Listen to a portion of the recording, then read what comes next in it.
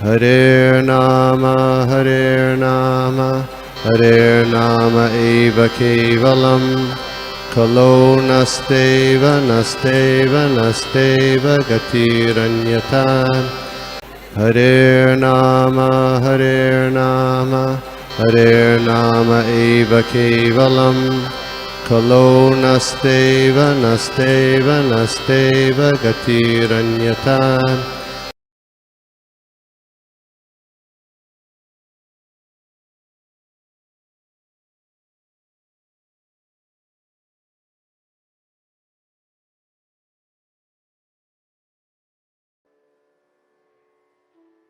और अभी जैसे कि हम लोग यहाँ पे तो 10वें स्कंद में चल रहे हैं, लेकिन हम हमेशा सुनते हैं इसके बारे में कि सबसे जो मुख्य है श्रीमद् भागवतम में वो है पहला और दूसरा स्कंद, जो भगवान के चरण कमल कहे जाते हैं।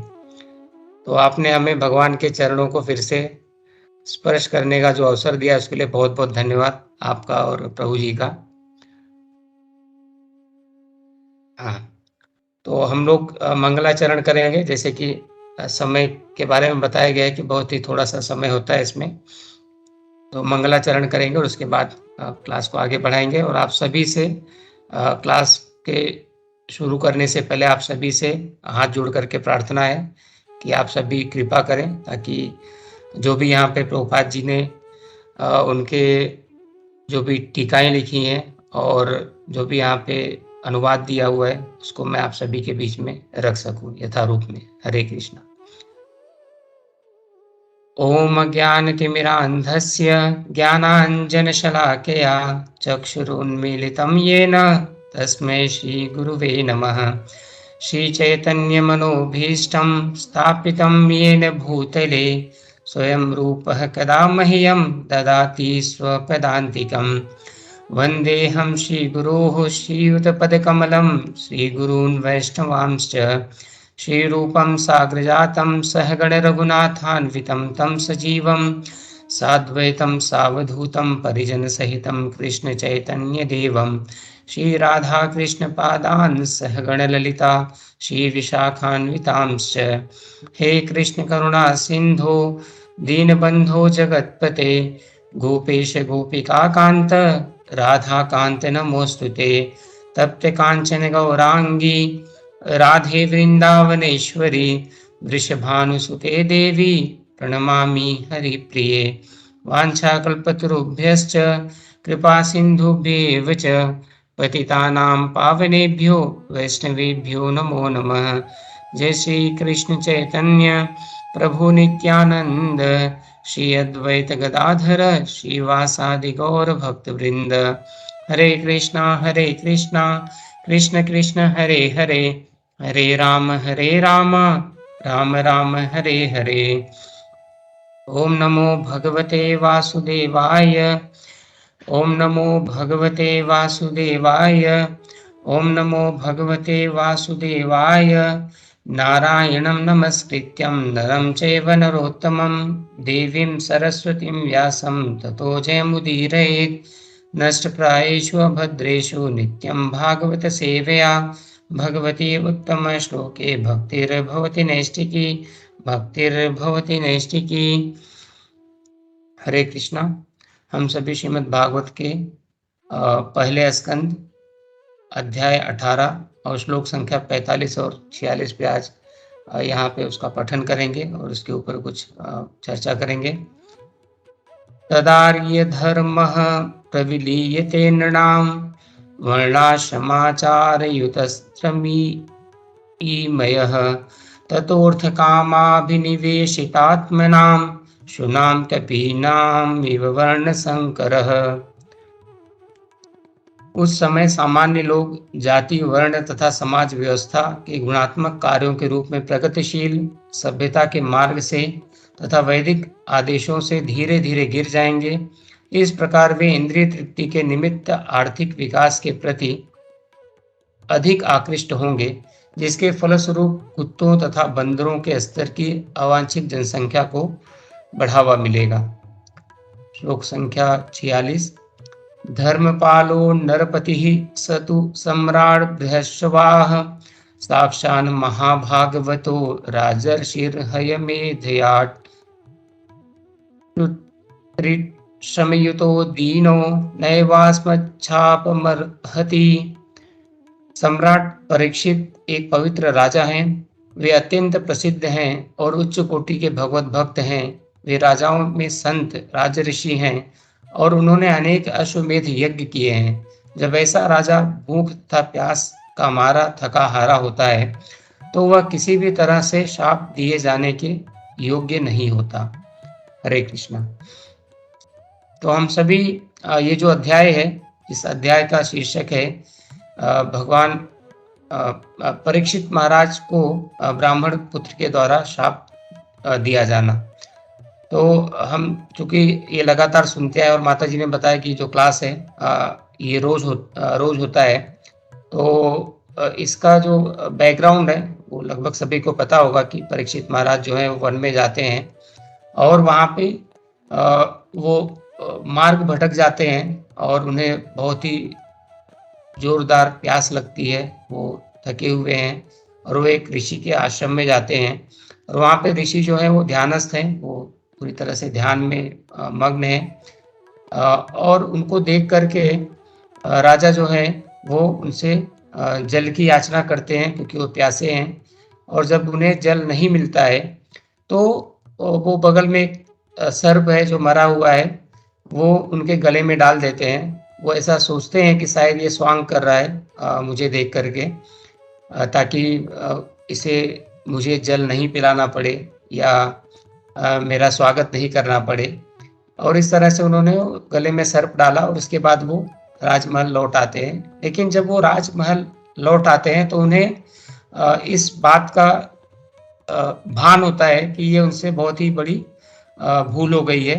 वो जो संत थे, वो जो ऋषि थे, वो वास्तव में जो है वो ध्यानस्थ थे और मुझे ऐसा नहीं करना चाहिए था, इस बात का उन्हें भान होता है। लेकिन उसके बावजूद वो जो ऋषि हैं, उनका जो पुत्र है वो उन्हें जब वो अपने मित्रों के साथ में जल क्रीड़ा कर रहा होता है और जब उसे ये पता चलता है कि एक राजा ने ऐसा कार्य किया है तो वो बहुत ही क्रोधित होता है और क्रोध के वशीभूत होकर के वो क्या करता है, वो उन्हें शाप दे देता है। और वो शाप ऐसा है कि ये जो सर्प है, एक तक्षक सर्प है, वो 7वें दिन जो है आकर के राजा को डस लेगा जिससे उनकी मृत्यु हो जाएगी। लेकिन यहाँ पे जो राजा परीक्षित हैं उनके बारे में बताया गया है, जो दूसरा श्लोक है जहाँ पे जो ऋषि का जो पुत्र है, ऋषि के जो पिता हैं जिन्होंने शाप दिया है, उनके पिताजी जो हैं वो उन्हें एक प्रकार से डांट रहे हैं। वो राजा के बारे में उनके जो गुण हैं उनके बारे में उसका व्याख्यान कर रहे हैं और अपने पुत्र को भी डांट लगा रहे हैं कि तुम्हें ऐसा नहीं करना चाहिए, क्योंकि वो जो राजा हैं वो बहुत ही उच्च कोटि के राजा हैं और उनके जो गुण हैं वो राज ऋषि हैं। वो खाली राजा नहीं है बल्कि वो राजर्षि हैं, वो राजाओं में संत हैं, ऐसा यहाँ पे दूसरे श्लोक में 46वें श्लोक में बताया गया है। और वो भगवान के भक्त हैं, क्योंकि यहाँ पे उच्च कोटि के भगवत भक्त हैं, क्योंकि राजा परीक्षित जो हैं उनकी रक्षा गर्भ के अंदर जाकर के भगवान ने चतुर्भुज रूप धारण करके उनकी रक्षा की।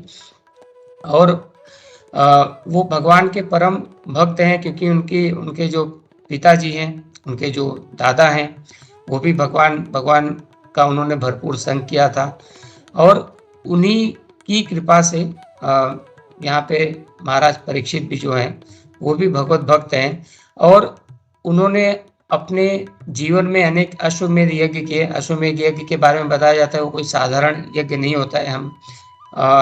अभी हम जैसे 10वें स्कंद में है तो वहाँ पे हम पढ़ते हैं कि युधिष्ठिर महाराज ने अश्वमेध यज्ञ किया। तो उस अश्वमेध यज्ञ में बहुत धन की आवश्यकता पड़ती है।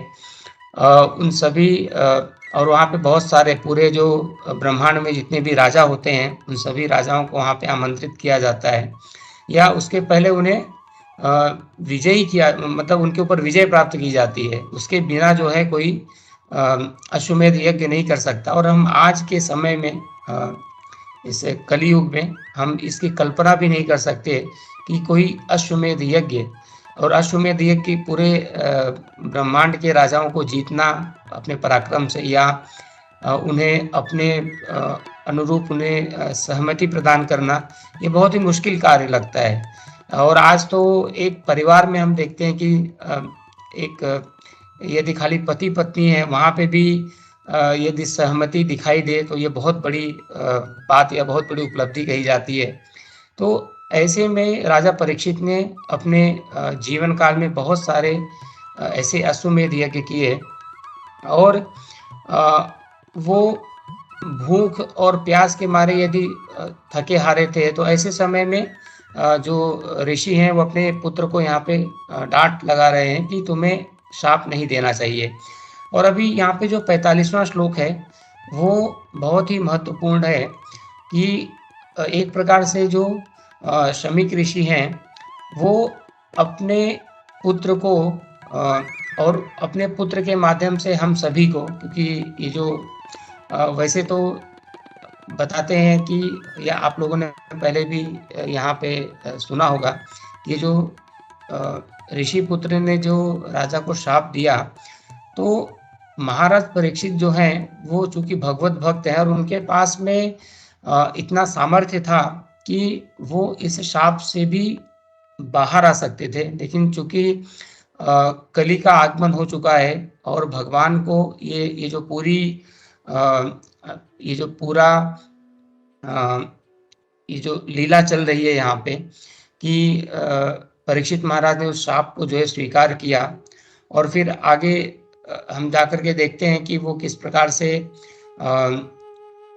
जो सुखदेव गोस्वामी हैं उनके शरण में जाते हैं, और उनका जो शरण ग्रहण करके वो भगवान के बारे में सुनना चाहते हैं, या भगवान जो हैं इसके माध्यम से ये जो श्रीमद् भागवतम है, उनकी जो लीलाएं हैं, उनको हम सभी के बीच में रखना चाहते हैं, ताकि हम सभी इस लीला के को श्रवण करके, और ये जो भी ये 84 लाख का जो चक्र होता है, उसमें से हम सभी बाहर आ सके। खास करके भगवान की इस प्रकार की योजना है, इसलिए उन्होंने इस ऋषि के माध्यम से, और उन्होंने ये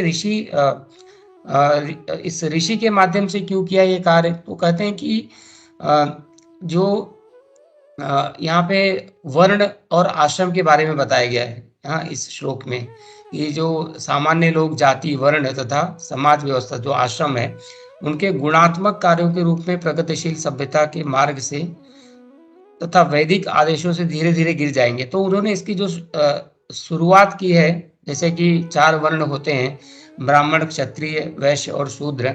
तो ये जो समाज का सबसे सर्वोच्च जो ब्रेन कहा जाता है, जिसे मस्तिष्क कहा जाता है, तो वहाँ से ये दिखाना चाहते हैं कि कलयुग का ऐसा प्रभाव होगा कि सबसे पहले जो समाज का सबसे उच्च वर्ग होगा, जो लोगों को दिशा निर्देश करता है, तो वो जो है वो पतित हो जाएगा।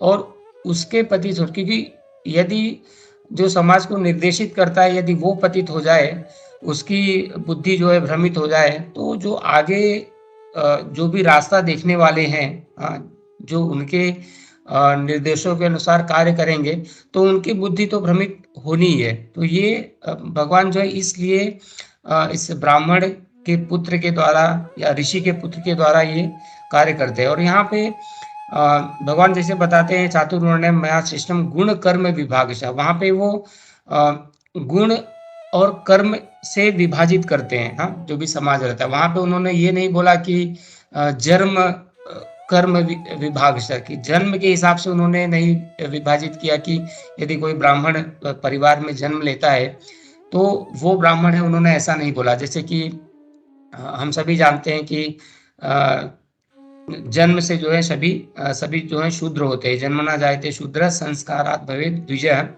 और जब जन्म से सभी शूद्र होते हैं, और जैसे ही हमारा जिस प्रकार से जो संस्कार होता है, उस संस्कार के अनुसार जो है हमारी जो प्रवृत्ति है वो बनती है और फिर हम ब्राह्मण, क्षत्रिय, वैश्य या शूद्र बनते हैं और धीरे-धीरे आगे जाकर के हमारी जो चेतना है उसका विकास होता है और उस चेतना के विकसित होने के माध्यम से हम अपने गुणों को विकसित कर सकते हैं और फिर हमें ये समझ में आता है कि हमें किस प्रकार के गुण हैं और फिर हम किस वर्ण में आते हैं, वो उसके बाद ही हम उसका अनुमान लगा सकते हैं। खाली जन्म लेने मात्र से जो है कोई ब्राह्मण या क्षत्रिय या वैश्य नहीं हो जाता। तो जन्म से जो है सभी शूद्र होते हैं और यहाँ पे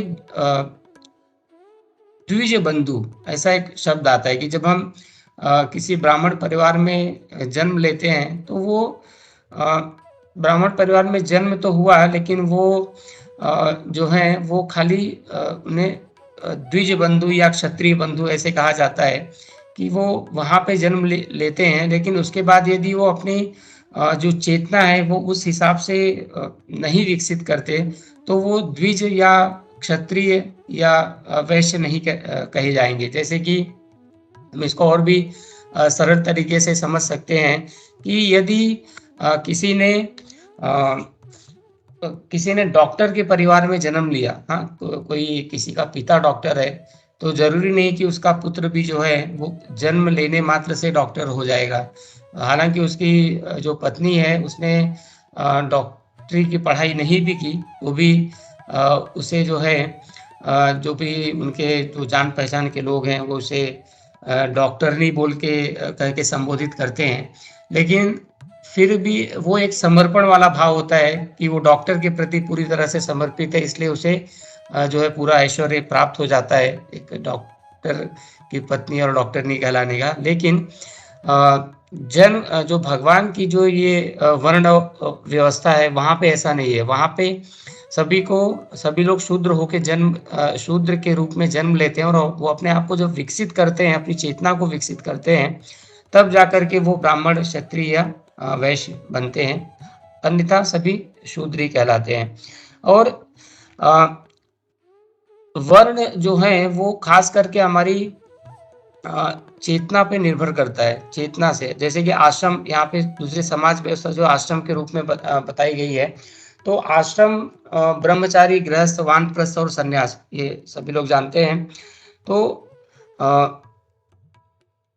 मतलब हम किसी भी समाज में रह रहे हो लेकिन हमें इन चारों से होकर के गुजरना पड़ता है। हाँ, किसी भी समाज में है लेकिन हमें ब्रह्मचारी जीवन का पालन करना पड़ता है, उसके बाद हम गृहस्थ आश्रम में प्रवेश करते हैं और वानप्रस्थ और सन्यास। तो कहते हैं कि जो ब्रह्मचारी वाला जो आश्रम होता है या शिक्षा लेने वाला जो समय होता है, तो वहाँ पे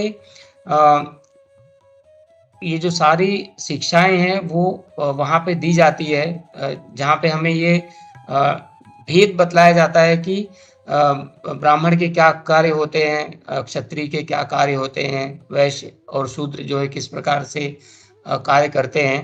तो जो पहले जो गुरुकुल होते थे तो वहाँ पे हमें ये चीज़ें बतलाई जाती थी और वहाँ पे वो हमारी जो चेतना होती थी उसका विकास किया जाता है। तो ऐसे हम देखते हैं कि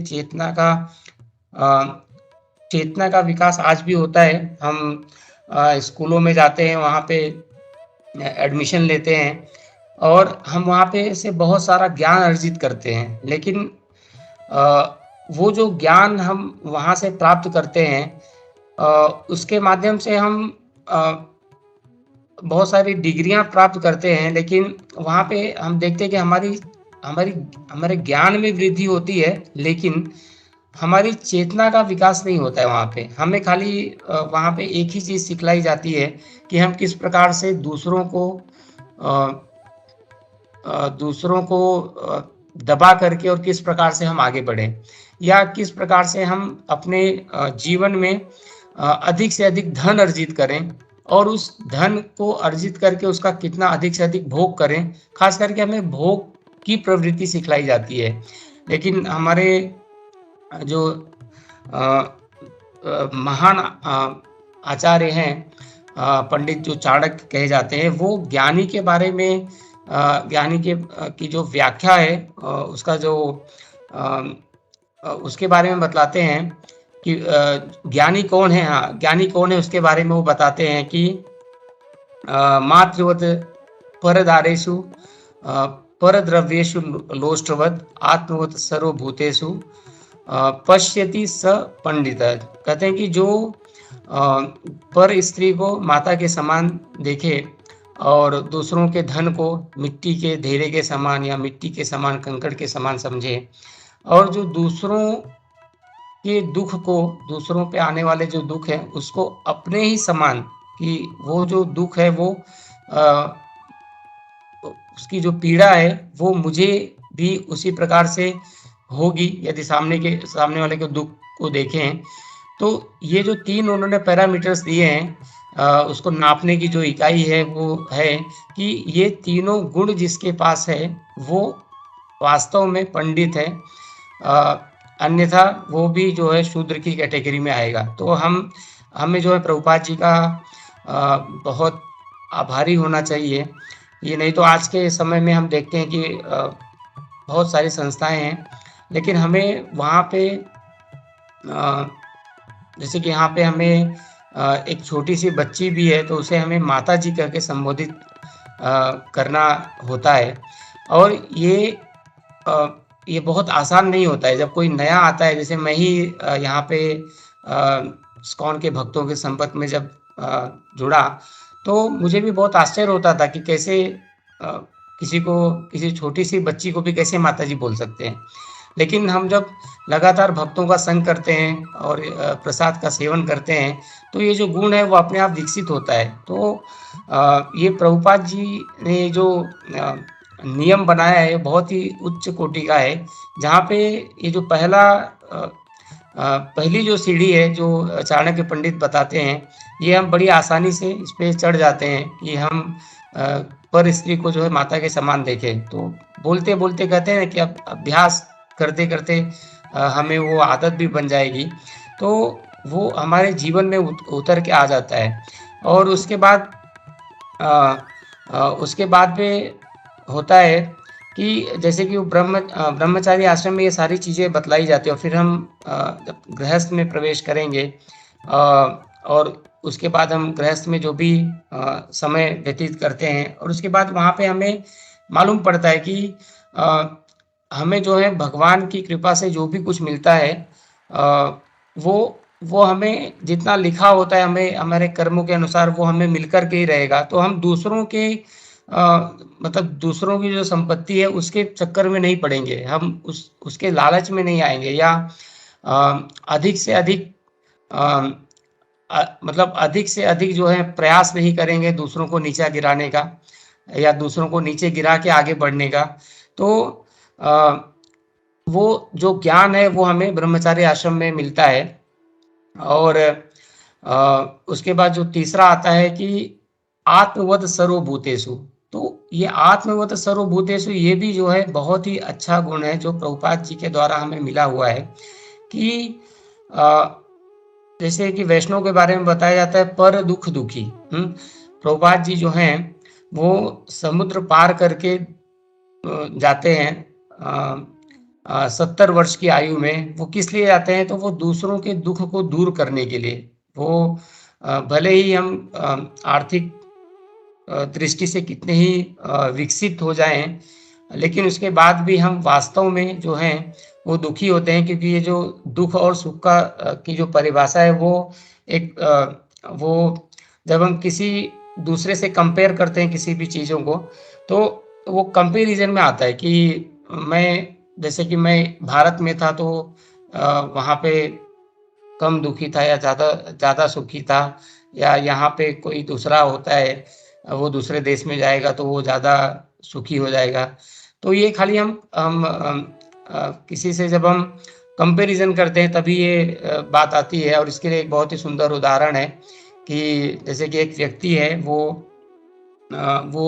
भरी दोपहर में नंगे पैर जो है वो रास्ते में जा रहा है और तेज धूप है और उसका पैर जो है जल रहा है, तो वो भगवान को कोसता है कि इतना धूप है, मुझे इतना तुमने पूरा शरीर दिया है, तो इतने पैसे होते कि कम से कम मेरे पैरों में एक चप्पल आ जाता। तो वो इस प्रकार से भगवान को कोस रहा था। फिर वो और जब आगे जाता है तो वो एक व्यक्ति देखता है, जिस व्यक्ति के पास में उसकी एक पैर नहीं थी, उसका एक पैर जो है वो कटा हुआ था। वो खाली एक पैर से चल रहा था और वो उसपे भी भगवान को धन्यवाद दे रहा था। तो जब वो उस व्यक्ति को देखता है तो वो भी फिर उस भगवान को धन्यवाद देने लगता है कि मुझे तुमने चप्पल भले नहीं दिया, इतने पैसे नहीं दिए कि मैं चप्पल ले सकूँ, लेकिन कम से कम मुझे दोनों पैर दिए। तो ये इस प्रकार से हम जब कंपैरिज़न करते हैं, तो हमें जो है वो सुख और दुःख का जो अनुभव होता है। लेकिन जो वास्तव में जो वैष्णव होते हैं, वो दूसरों के दुःख को देख कर के दुखी होते हैं और उनके दुःख को दूर करने का प्रयास करते हैं। और यहाँ पे भौतिक दुःख के अलावा खास करके जो 4 जो सबसे मुख्य दुःख होता है, जन्म, मृत्यु, जरा और व्याधि, जो जन्म के साथ में पूरा पैकेज ही मिलता है। तो यहाँ पे सबसे मुख्य जो है उसके बारे में बताया जाता है कि वैष्णव उस भव रूपी जो दुःख होता है उससे लोगों को निकालना चाहते हैं।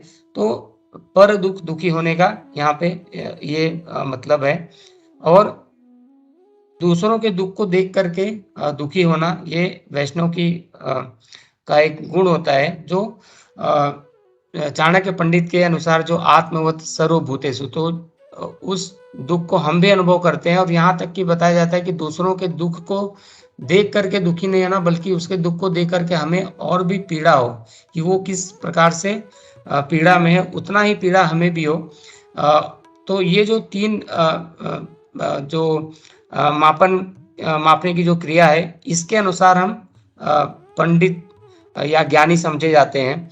और इस श्लोक में यहाँ पे वैदिक आदेशों के बारे में बताया गया है कि यदि हम वैदिक आदेशों का पालन नहीं करेंगे तो हम क्या हो जाएंगे, हमारी जो स्थिति है वो कुत्तों और बंदरों के समान हो जाएगी। तो ये हमारे आचार्यों की ये 5000 वर्षों पूर्व लिखा गया ये जो ग्रंथ है, इसके माध्यम से बताते हैं आज की स्थिति क्या हो जाएगी। हाँ, मतलब ऐसे हम आजकल देख सकते हैं कि अवांछित जनसंख्या को बढ़ावा मिले। और अवांछित जनसंख्या तो वो होती है, जैसे यहाँ पे जो वैदिक आदेश का जब हम पालन करते हैं तो वहाँ पे खास करके एक हमने पुरुषार्थ सुना होगा, धर्म, अर्थ, काम और मोक्ष। तो वो जो ये जो 4 पुरुषार्थ हैं उसके क्रम से हमें गुजरना पड़ता है। हाँ, और जब हम धर्म करते हैं तो धर्म जब करेंगे तो हमें क्या आता है, धर्म के माध्यम से यहाँ पे जैसे धर्म, अर्थ, काम और, तो जब हम धर्म करते हैं तो अर्थ आता है। अर्थ मतलब लक्ष्मी, धन की प्राप्ति होती है। और जब हमारे पास में अर्थ आता है तो हम कामनाओं की पूर्ति करते हैं, धर्म, अर्थ, काम।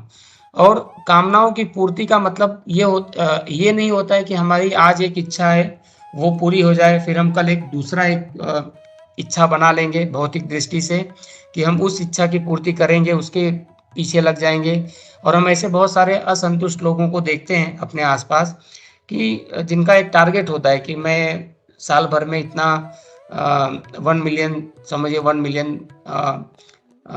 दिरहम कमाऊंगा और फिर उसके बाद में यहाँ से चले जाऊंगा। और जैसे ही वो 1 मिलियन के पास में पहुंचते हैं तो वो उनका टारगेट जो है और भी एक्सटेंड हो जाता है, वो उसे और भी बढ़ा देते हैं। फिर वो और भी उसका भोग करना चाहते हैं, इसलिए वो अपना टारगेट बढ़ा देते हैं कि मुझे और भी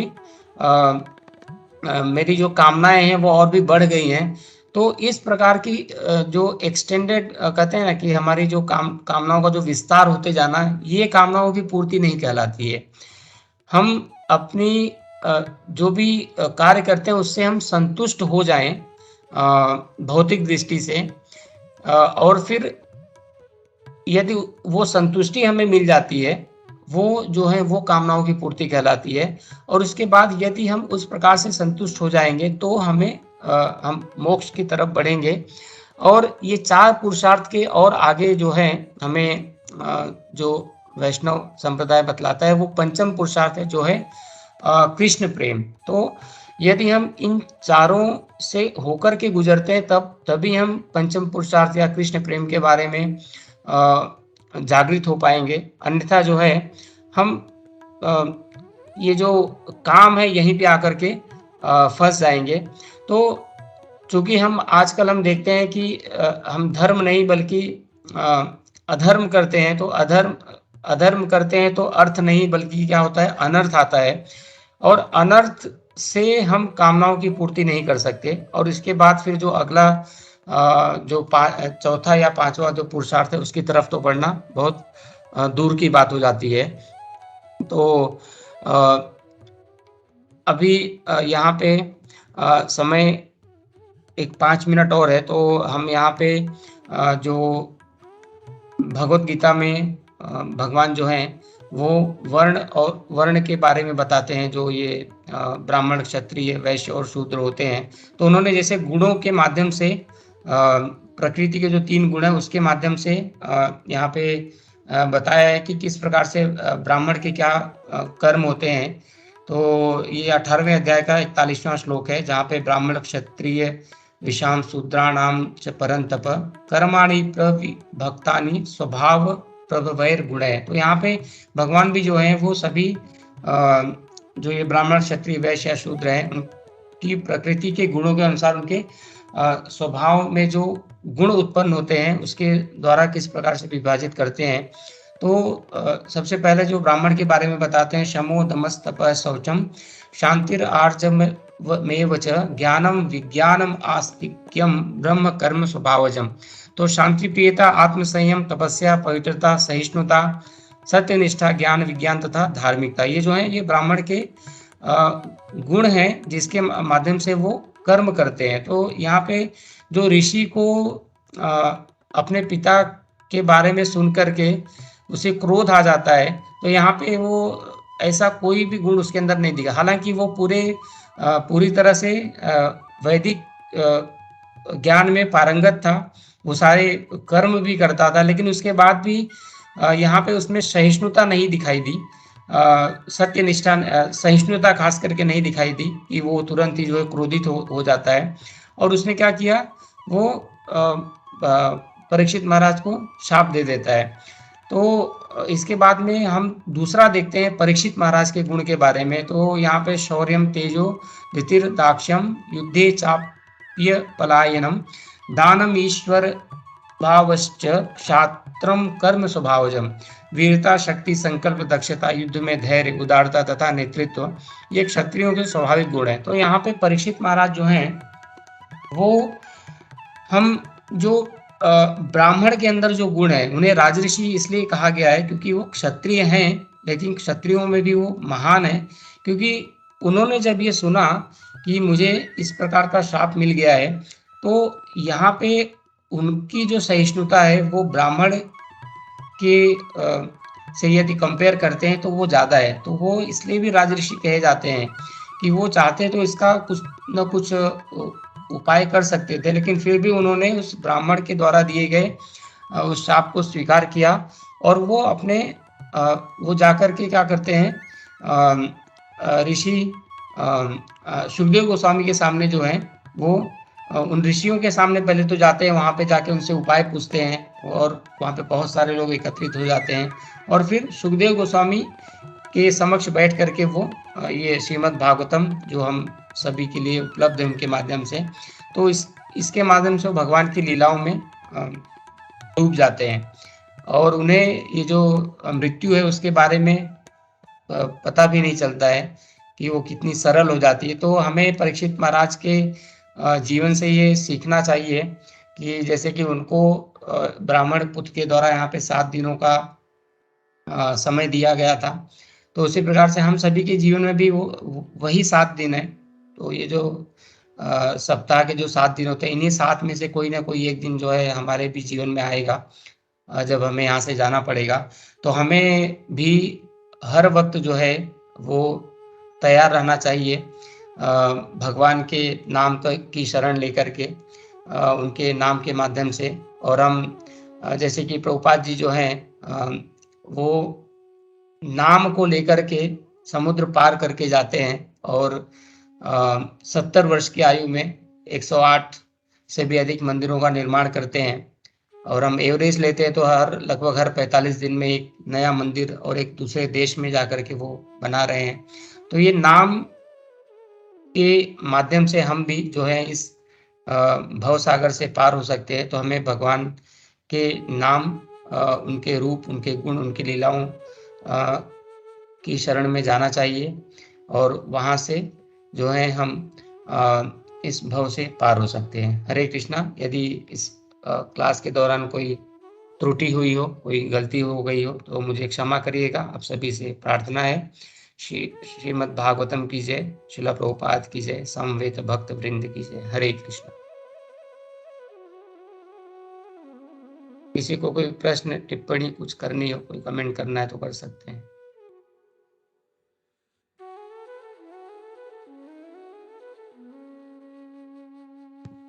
हरे कृष्णा प्रभु, थैंक यू सो मच प्रभु। हरे कृष्ण। इतना बढ़िया क्लास अभी लग रहा था और बोलते रहे आप, पर हमें जैसे टाइम का भी देखना था इस वजह से। एंड क्या ये क्लास है ना, एवरी डे होता है, पर every Sunday Bhagavad Gita class भी होता है।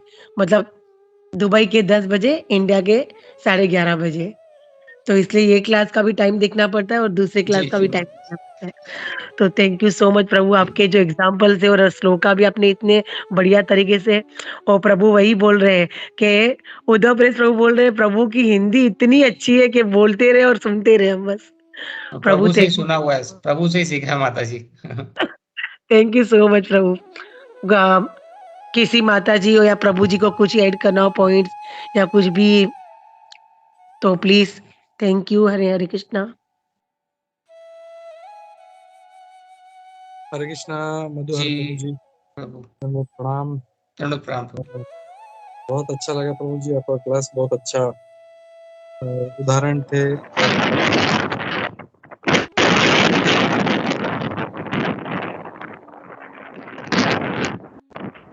किसी का माइक ऑन है? एक मिनट। या ओके। तो थैंक यू प्रभु जी, बहुत अच्छा क्लास था, बहुत अच्छा उदाहरण था, बहुत अच्छा आपने सब कनेक्ट किया, सो थैंक यू। थैंक और यू। फिर रिक्वेस्ट है, हम लोग ऐसे जैसे माता जी ने बताया, हम लोग डेली मिलते हैं सुबह भागवतम के लिए। तो आपसे रिक्वेस्ट है, आप ऐसे बीच बीच में आते रहिए और अपना संग देते रहिए। हरे कृष्णा। जी प्रभु। हरे कृष्णा।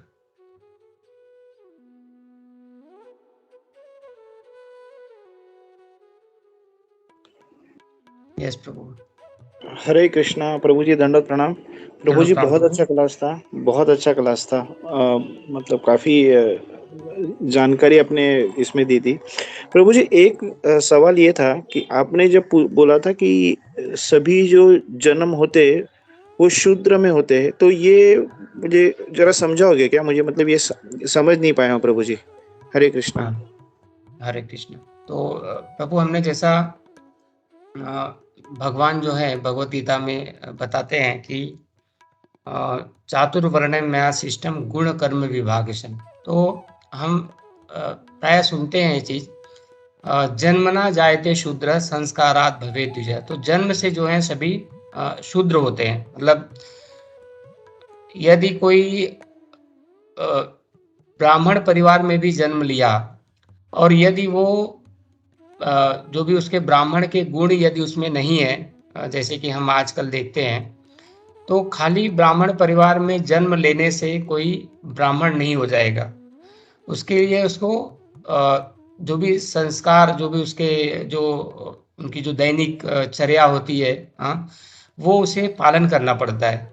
और उसके बाद में जाके, जैसे कि कोई जैसे मैंने वो उदाहरण दिया था कि कोई डॉक्टर के परिवार में जन्म लेने मात्र से डॉक्टर नहीं बन जाएगा, तो उसे पढ़ना पड़ता है ना, उसे एडमिशन लेना पड़ेगा।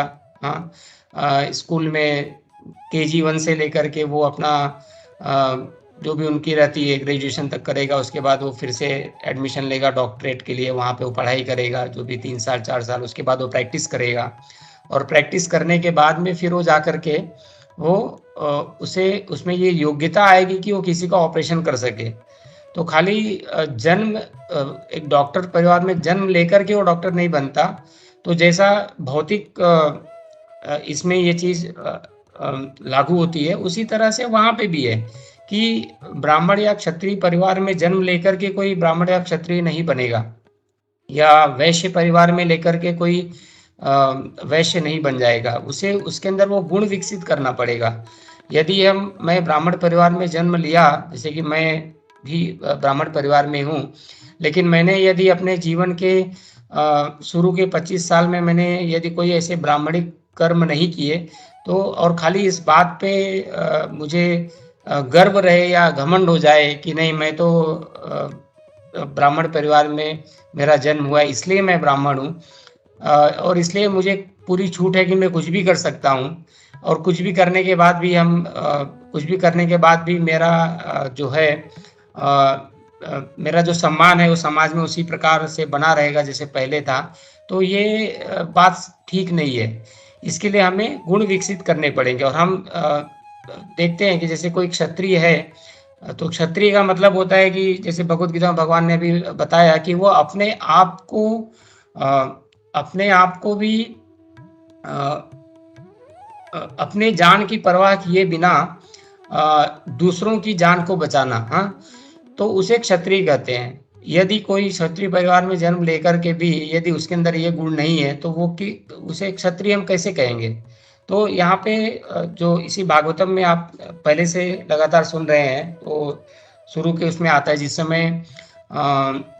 जिस समय द्रोणाचार्य के जो पुत्र हैं, उन्होंने जब जाके पांडवों के जो पुत्र हैं उनके सोते हुए पे उनका जो गला काट दिया, तो उस समय वहाँ के तात्पर्य में प्रभुपाद जी ये बताते हैं कि ब्राह्मण बंधु या द्विज बंधु, तो ये जो उन्होंने द्विज बंधु, तो जन्म से अगर ब्राह्मण परिवार में जन्म लिया तो खाली द्विज बंधु हैं, लेकिन अगर उन्होंने अपने संस्कारों को या अपने गुणों को विकसित नहीं किया, जो भी उनके जो वैदिक नियम है उसका पालन नहीं किया, तो वे ब्राह्मण नहीं कहलाएंगे, ऐसा प्रभुपाद जी बताते हैं। तो आशा करता हूँ प्रभु समझाने का प्रयास किया। प्रभु जी थैंक यू प्रभु जी, आपने अच्छा समझा है। प्रभु जी सवाल ये था कि आपने बोला था कि इमीडिएटली जन्म लेते ही इमीडिएटली शूद्र होता है क्या? मतलब हर जिसका जन्म होता है तुरंत वो शूद्र में ही जन्म होता है? उसके बाद आप बोलते हो कि मतलब उसके बाद 1 महीना 2 महीने के बाद 3 महीने के बाद जैसे जैसे वो बड़ा होते जाता है और उसके गुण विकसित हो जाता है, तो फिर बाद में वो अपना वर्ण चेंज करता है, ऐसे प्रभु जी आप कह रहे थे क्या? हाँ, उसका एक्चुअली संस्कार जब धीरे धीरे होगा, आगे बढ़ेगा। जैसे एक तो क्या होता है अज्ञान, मतलब अभी वो छोटा सा बालक है, ठीक है, वो उस परिवार में उसने जन्म लिया, वो जन्म से सभी शूद्र होते हैं, ये सीधा वेदों का उपदेश है कि जन्म से सभी शूद्र होते हैं। मतलब ऐसा नहीं कि जन्म लेते ही शूद्र हो गया, ऐसा नहीं, लेकिन जन्म से सभी शूद्र हैं, चाहे वो किसी भी परिवार में जन्म ले। और फिर धीरे धीरे जब वो आगे जाएगा, गुरुकुल में जाएगा, और वहाँ पे जब वो अपने उसको विकसित करेगा, उनकी जो चेतना है, खास करके यहाँ पे जो वैदिक जो आदेश होते हैं वो खास करके हमारी चेतना पे डिपेंड करते हैं। हाँ, हम हमारी चेतना को किस प्रकार से विकसित करते हैं। और हमने देखा होगा कि जो गुरुकुल होते थे, तो गुरुकुल में जो गुरु रहता था वो बचपन से ही उसे समझ में आ जाता था कि ये आगे चल के इसके अंदर क्या गुण होते हैं, कैसे विकसित करना। जैसे कि हम महाभारत के युद्ध के पूर्व जब द्रोणाचार्य जी जो हैं वो जब भी ज्ञान दे रहे होते हैं, तो वहाँ पे एक भील आता है, उसका नाम मुझे भी याद नहीं आ रहा है, जो आता है और कहता है कि मुझे भी शिक्षा दीजिए, मुझे भी ज्ञान प्रदान कीजिए। या तब उस समय द्रोणाचार्य जी उसे मना कर देते हैं, कहते हैं कि वो खाली राज परिवार के लोगों को ही ज्ञान देते हैं। और फिर वो जा करके उनकी मूर्ति बना करके वो उनसे ज्ञान प्राप्त करता है। और जब एकलव्य, हाँ उसका नाम एकलव्य है, तो वो एकलव्य जब वो ज्ञान वो उनकी मूर्ति बना करके वो गुरु के प्रति उसकी निष्ठा थी। लेकिन क्या होता है कि जब उसने एक कुत्ता उसकी तरफ आके भौंकता है, तो वो कुत्ते के मुंह में बाण मारता है उसका मुख बंद करने के। तो मैंने एक लेक्चर में सुना था कि द्रोणाचार्य जी ने उसको ज्ञान नहीं दिया और फिर बाद में उसका अंगूठा मांग लेते हैं गुरु दक्षिणा के रूप में। तो बहुत सारे लोग जो आजकल ये सुनते हैं ना कि वो कहते हैं कि द्रोणाचार्य जी ने गलत किया, लेकिन द्रोणाचार्य जी जो हैं वो उन्होंने गलत नहीं किया, क्योंकि उन्हें पता था कि यदि इसको ज्ञान दिया भी जाएगा तो इसकी चेतना का विकास नहीं हुआ है। ये भले इसने जो है ऐसे शस्त्र विद्या सीख ली, लेकिन वो शस्त्र विद्या का उपयोग उसने क्या किया, कुत्ते के मुंह में बाण भरने के लिए। उसने किसी को बचाने के लिए नहीं उसका उपयोग किया। तो ये उस प्रकार की चेतना का विकास है। जैसे कि हम देखते हैं कि आजकल भले लोग ज्ञान डिग्रियों के माध्यम से ज्ञान प्राप्त कर ले रहे हैं, लेकिन पहले वो उनके पास कहते हैं ना कि एक जो आतंकवादी होता है, तो आतंकवादी जो रहता है वो आपको बंदूक दिखा के डराएगा। और ये आजकल के लोग जो हैं वो डॉक्टर भले बन गए, लेकिन वो क्या कर रहे हैं, वो आपको वो जो कान में डाल के जो आला रहता है वो लगा के आपको डरा रहे हैं। वो उसके माध्यम से आपको डरा रहे हैं, डरा करके आपसे पैसे ले रहे हैं। तो यदि आप डॉक्टर हो गए और आपने ज्ञान प्राप्त किया, लेकिन आपकी चेतना का विकास नहीं हुआ, तो चेतना का विकास नहीं हुआ मतलब आप में दूसरों की पीड़ा को देख करके आपको दर्द नहीं हो रहा है, तो आप वहाँ पे बैठ करके कहते बढ़िया कपड़े पहन के टाई लगा के भी आप लूटने का ही काम कर रहे हैं। खाली ये मेन यहाँ पे जो चेतना के विकसित होने की बात है वो प्रभु यही है कि जन्म से वो चेतना नहीं है, और जब वो बड़ा होगा, जब वो गुरुकुल में जाएगा और शिक्षा प्राप्त करेगा, और खास करके चेतना को विकसित करने की जो ट्रेनिंग है वो खाली इस्कॉन में और ऐसे ही जो धार्मिक संस्थान होते हैं वहाँ पे ही दी जाती है। बाकी आप स्कूलों में तो ज्ञान मिल जाएगा, लेकिन आपकी चेतना का विकास नहीं होता है। यहाँ पे मेन जो बोलने का तात्पर्य वो यही है। हरे कृष्ण। थैंक यू प्रभु जी, बहुत बढ़िया, thank you very much. Hare Krishna प्रभु जी। हरे कृष्ण। जी प्रभु, थैंक यू सो मच प्रभु। और हरे कृष्ण। जैसे प्रभु ने मैंने जैसे बताया था, ज्यादातर सब लोग यहाँ पे दामोदर देश से ही है जो इंडिया में शिफ्ट हुआ है। और गोपी मनोहर दास आपने जैसे उन्होंने आपको अप्रिशिएट किया है। अब ये सनातन प्रभु है, सुबाल प्रभु जो अपने दुबई में है, उनके भाई है। गोपी मनोहर प्रभु हिज ऑनेस्ट बीबी गोविंद महाराज जी के डिसाइपल है। काफी लोग यहाँ पे बीबी गोविंद महाराज जी के और हिज ऑनेस्ट जयपत स्वामी गुरु महाराज के डिसाइपल्स है। और सबको आई एम श्योर सबको आपका क्लास बहुत। और आपने जो ये सनातन प्रभु का, समीर प्रभु का क्वेश्चन का आंसर दिया प्रभु को, उदय प्रेस प्रभु को, और मुझे बहुत अच्छा लगा। तो थैंक यू सो मच प्रभु पूरे क्लास के लिए। एंड आपको भी कोई सेवा होगी, एंड जैसे आपने बताया हमारा भी जैसे अभी दुबई के 10 बजे क्लास स्टार्ट होगा, तो बस प्रभु ऐसे ही आते रहिए।